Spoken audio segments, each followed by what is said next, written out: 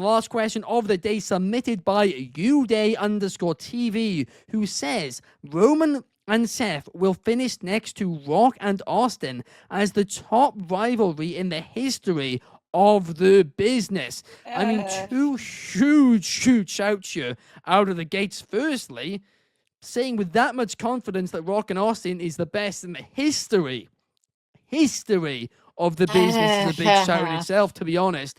But Angie, what's your take on both of these claims? Personally,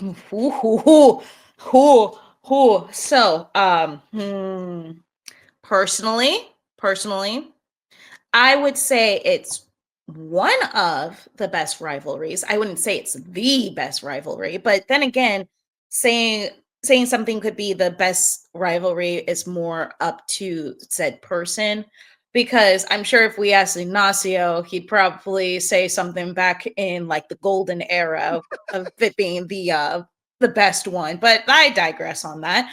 I would personally say one of the best rivalries it was with Trish and Lita, but again, I digress. But if we're talking about on the men's side of things, at least comparing Seth and Roman to this one, I just I don't know about that. I feel like there's elements that needs to be added here to make it more crucial, like how it was with that time. Because like I don't know, because like I feel like it's almost there. It just needs something. You ever just have it to where like you're making some food and you go to do a taste test and it's like it's missing something and you don't know what it is? That's how I feel about this. Like I'm sure it could be just as great, but if anything, that I've had the most fun watching involving Seth is Seth and CM Punk, because it's just absolute grudge. Like it's one of those things like if like two wrestling fans got mad at each other and one of them was holding a grudge and one was just like, hey, are you still mad? And they send you a picture of Seth Rollins. Yeah, you're in trouble. I'm gonna treat you the same way that Seth treats CM Punk. Yeah, no, that's how you. It's gonna be a long beef. That one. It's gonna be a long beef, and it's gonna be an entertaining beef. So, like, yes. Something like that, I would say, like, would be one of the best rivalries, at least in today's WWE storytelling. Like, that's the best one right now. The one thing I will say on the Seth and Roman rivalry is this, right? They've actually never had like a proper blow-off match, because every time they've ever wrestled, either it was like some DQ finish or something, or there was something such as Dean Ambrose cashing in afterwards, something like that. They've never had a one-on-one WrestleMania match, whereas Austin and Rock had multiple. So for that reason, I don't think they can be compared. But let's say when it's all finished, if they do have a couple of WrestleMania matches, and I think we could be heading towards that this year, then who knows? Maybe. But right now, nowhere close for me. What's your thoughts, Clark? Absolutely no. What in the world are we talking about here? What are we doing here? Are you kidding me? That is the biggest joke I've ever heard in my life. First of all, Rock and Austin traded victories. As Ben just mentioned, Roman and Seth, mostly triple threats and funky finishes. They've never, in fact, Roman Reigns has never even really beat Seth Rollins. Not even once. Not even with a spear in the middle of the ring. Never tapped him, never nothing. And then they dress up like their old group half the time. This isn't even close. The honest to goodness, and I hate to have to say this and choke this out, and I can't believe I was put on the spot on this program today where I have to say this, but Roman and Cody is significantly closer than Roman and Seth. They've traded victories at WrestleManias. It's 1-1. Roman and Cody is 9 miles closer, and I can't believe I was forced to say something that just makes me sick to my stomach about Cody Rhodes like that. But at the end of the day, This is a joke. No way. Roman and Seth, Rock and Austin? Absolutely not. The Rock and Austin were never buddies. Roman and Seth are such good buddies. If the network was still up, you can go watch them do car rides together on Ride Along. Like, this is not the same at all.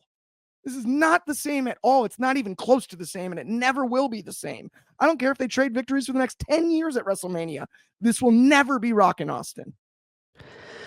I don't agree to that length, but I don't also think that it's going to reach Rock and Austin. At You says this here, and I think this is a really good comment. Seth and Roman, when all is done, it will be classified as a masterpiece. That I agree with. But it definitely doesn't have the level of importance that Rock and Austin did. No, not close. And Fernando says Ricky Steamboat versus Ric Flair is the best rivalry, with Austin versus Rock a close second. There's actually a lot of rivalries I actually think you can make an argument are better than Austin and Rock before Austin and Rock. I don't even know if Steamboat Flair is the best Flair rivalry, though. I'd say Flair and Dusty before I'd say Steamboat. That one, I think Flair and Dusty has almost aged better with time, though, too. Hard times, Ben. Hard times. One of the best promos. Hard times. What do you mean it aged better? Of course, it's like a fine wine. Everything ages better. That's good. Fair point. You can make that point. 100%. But at the time, Steamboat and Flair, I definitely say was bigger. Hogan and Macho Man's another great shout out as well. There's quite a few Hogan ones you can argue as well, to be honest, which did a lot in terms of importance in the growth of the industry. But the Atomic Merps is exactly until one pins another clean one-on-one, no ridiculous pins, no BS, an actual victory between the two. If anyone was to pair it, I'd say Roman Brock. Wow, that's an even bigger shout. I disagree, but I like the confidence on it. I think you can argue it, that is for sure. But he says Rock versus Austin made an era of attitude. Roman and Seth won't even main event of WrestleMania. They could do that, though. Nobody 1,000% could main event of WrestleMania. Nobody said it just needs a little bit of paprika in that, and I feel like that would be all it needs. But like John and Bret Hart, it's always missing. It's missing something for it to get there. But like these are really good points on this. Also, like we could have got. Actually, no, we almost had that kind of match. There was a match between Seth and Roman, and I believe it was a Falls Count Anywhere match, and it was one of the times where Seth was playing the mind games and came out to the Shield music and had the gear and everything too. Royal Rumble 22, I believe. I think so. Because Roman said the line, "He won't let me let it go." Like it was something like that. It was like he won't let me forget. That kind of thing. That would have been it right there. That would have been. It ended in DQ. Did it end in DQ? Yeah. Technically, Rollins won, but he didn't win the title, so it ended in DQ. So Reigns has still technically never beaten Rollins because Rollins won that match. So Rollins should have had a rematch, but no, they swiftly moved on. Because I think that was at the point where they kind of realized, oh wait, Reigns has never beaten Rollins.